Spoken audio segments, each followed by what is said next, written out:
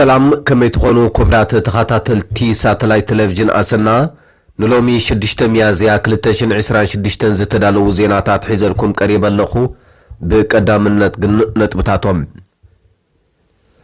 سرعات بلصقنا قابل على تግራይ ዕጽዋን ክልክላን አውጁ ዳግማይ ወራር ንምክያድ ወገሕ ጸምሐ ወታደራዊ ተሃዲዱን ጉራና ብዘካይደል ዘሎ እዋን ሰራዊት ትግራይ በአንፈስ ዞባ ምዕራብ ትግራይ ምንቅስቃስ ክገብር ትእዛዝ ተዋሂብዎ ከም ዘሎ ምንጭታትና ምሕባሮም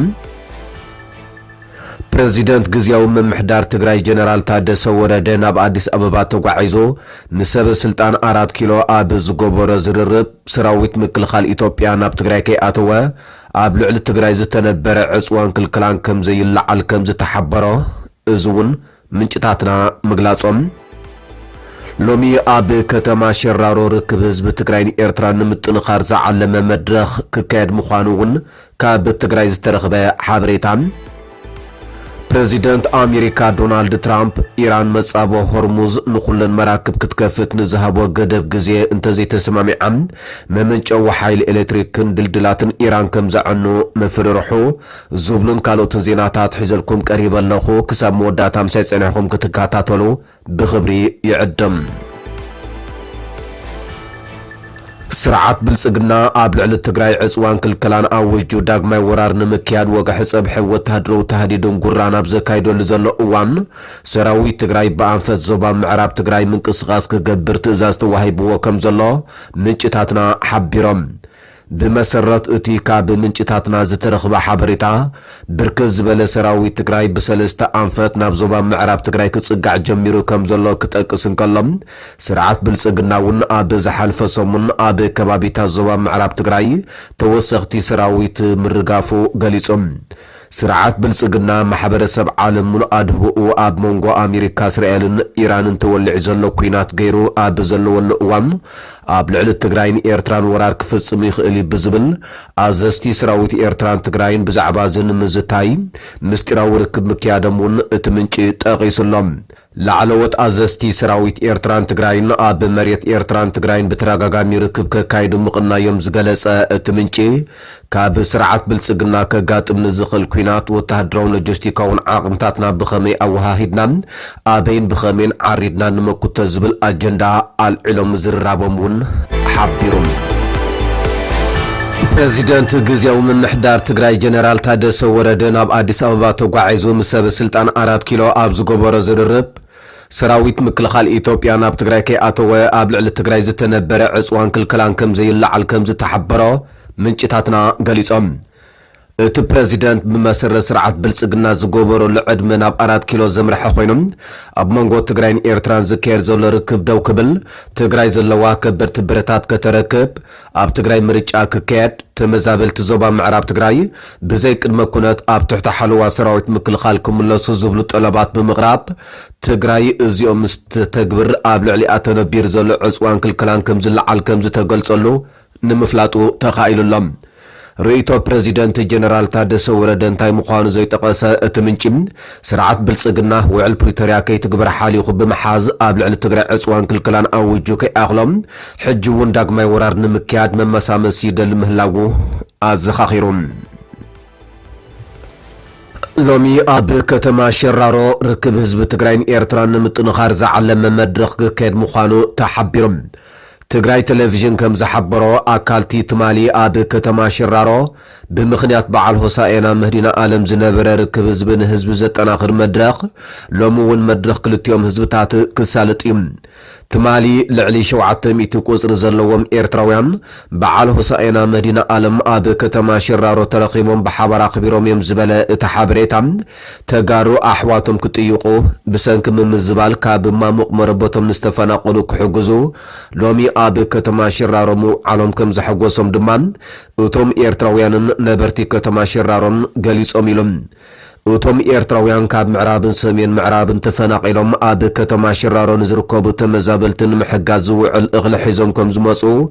ኣብቲ ኣብ ከተማ ሽራሮ ደሚቑ ዝወዓለ ሕውነት ክልቲ ህዝቢ ዘንጸባርቕ መድረኽ ገሊጾም ኣለዉ ብምትሕብባር ኣቦታት ሃይማኖትን ዓበይቲ ዓድን ክልቲ ህዝቢ ዝተዳለወ እዚ ተስፋሕውነትን ምትሕግጋዝ ዝፈጠረ መድረኽ ኣብቲ ናይ ሎሚ ፕሮግራም ሓበራዊ ሃይማኖታዊ ፕሮግራማትን ምጥያቕ ነዊሕ እዋን ከይተራኸቡ ዝጸንሑ ቤተሰብን ዘመድ ኣዝማድን እናተሳለጠ ውዕል ኣሎ ክብል እውን እቲ ዝተረኽበ ዜና ገሊጾም እቲ ኣብ ሸራሮ ዝተረኣየ መድረኽ ርክብ ዞም ኣሕዋት ህዝብታት ናብ ታሪኻዊ ቦትኡ ይምለስ ምህላው መርኣያ ምዃኑ ድማ ጸብጻብ ትግራይ ቴሌቪዥን ኣመልኪቱም መቐጸልታ ናይቲ ትማል ዝነበረ ፕሮግራም ድማ ሎሚ 28 መጋቢት 2018 ዓመተ ምህረት ግዕዝ ብካልኦት መደባት ከም ዝቕጽል ተሓቢሩሎ ብኻልእ ዜና መንግስቲ ፌደራል ናብ ትግራይ ክልእኾ ዝግባእ መጠን ባጀት ካብ ጥቅምቲ 2018 ዓመተ ምህረት ጀሚሩ ብምኽልካሉ መሃያ መምሃራንን ኣመራርሓ ትምህርትን ግዚኡ ሓልዩ ክኽፈል ኣይተኻእለን ክብል ቤት ጽሕፈት ትምህርቲ ትግራይ ሓቢሮም በዚ ድማ መነባብሮም መምሃራንን ኣመራርሓ ትምህርትን ኣብ ልዕሊ እቲ ዝነበሮም ጸገም ተወሳኺ ጸገም ኮይኑ ጸኒሑ ኢሎም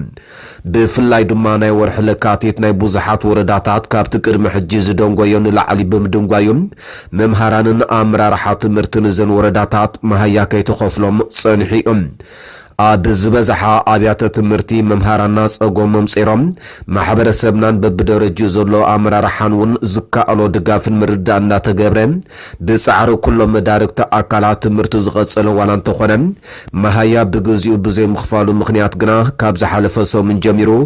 ኣብ ቁጽረን ዘይነዓቕ ኣብያተ ትምህርቲ ዘለው መምሃራን ናብ ኣብያተ ትምህርቲ ከይዶም ከምህሩ ብዘይ ምኽኣሎም ከይዲ ምምሃር ምስትምሃር ክቋረጽ ክኢሉሎ ይብል ቤት ጽሕፈት ትምህርቲ ትግራይ ኣብዚ ሕጂ ሰዓት ግዚያዊ ምምሕዳር ትግራይ ነቲ ጸገም ንምቅላልና ጎበሮ ዝጸንሐ ጻዕሪ መቐጸልታ ዘላቶ ዓቕሚ መሰረት ገይሩ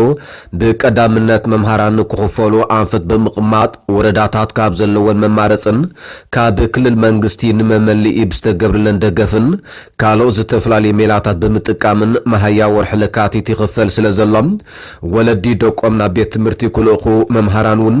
ኣብ ስራሕ ቦታኦም ተረኺቦም ስሩዕ ከይዲ ምምሃር ምስትምሃር ከሳልጡን ሓበርና በብደረጃ ዘሎ ኣመራርሓን ማሕበረሰብናን መምሃራና መሃያ ብዘይ ምኽፋሎም ንዝገጥሞም ዘሎ ጸገም ተረዲኦም ኣብ መፍትሕቲ ጸገም ዘርእዮ ዘሎ ሓልዮት ድልውነትን ተግባራዊ ምንቅስቓሳትን ኣጠናኺሩ ንኽኸይድ ቤት ጽሕፈት ትምህርቲ ትግራይ ጻውዒት የቕርብ ኢሉ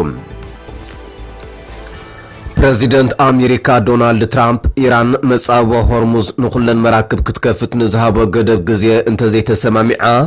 መመንጨዊ ሓይሊ ኤሌክትሪክን ድልድላትን ኢራን ከም ዘዕኑ ኣፈራሪሖም ነቲ ኣቐዲሙ ሲኦል ከም ዘውርደሎም ተሓኒዎ ዝነበረ እኳ እንተደጎሞም ምስ ቴህራን ስምምዕ ንምብጻሕ ግን ጽቡቕ ዕድል ከም ዘሎ ንማዕከና ዜና ኣሜሪካ ዝገለጸ ኮይኑ ኢራን ብወገና ነቲ መጠንቅቕታኡ ሓልፋይ ዘይብሉ ርቡሽን ባሃምን ክትብል ነጺጋቶም ትራምፕ ሓድሽ ቅድመ ኩነት ዘቕረበ ኣባል ናይታ ኣብ ኢራን ተወቂዓ ዝተሓምሸሸት ነፋሪት ውግእ ኣሜሪካ ንምውፃእ ዝተኻየደ ስርሒት ብዓወት ምዝዛሙ ድሕሪ መግላጺኦም ኣሜሪካን ኢራንን ነቲ ኣብ ደቡብ ምዕራብ ኢራን ዝወረደ ወተሃደር ኣሜሪካ ንምሓዝ ተቐዳዲመን እቲ ኣብራሪ ኤፍ-15 ኢ ብዓርቢ ነፋሪት ምስተሃርመት ቁሩብ ጸኒሑ ተረኺቦም ኢራን ነዚ ንልዕሊ ወርሒ ዝቕጽል ዘሎ መጥቃዕትታት ኣሜሪካን እስራኤልን መሻርክተን ዝበለተን ሃገራት ወሽመጥ ዓረብ ብምጥቃዕያ ምላሽ ትህብ ዘላ ኢራን ኣብቲ 20 ሚእታዊት ነዳድን ጋዝን ዓለምና ዝሓልፈሉ ኣገዳሲ መስመር ማይ እውን ብዓብዪ ዕፅዋ ኣካይዳ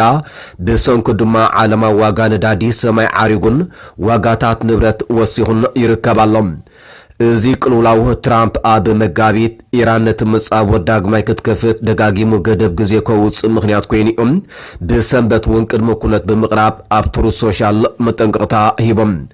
ሶሉስ መዓልቲ ናይ መመንጨዊ ሓይሊ ኤሌክትሪክን ድልድላትን ክትከውን እያ ኩሉ ብሓደ ክፍጸም እዩ ኣብ ኢራን ቅድሚ ሕጂ ዘይተረኣየ ድማ ክኸውን ክብል ድሕሪ ምሕንሓኑ ሕማቕ ቃላት ብምስናይ ጸርፊ ተጠቒሙ ነቲ መጻወ ክፈትዎ እንተዝየሎ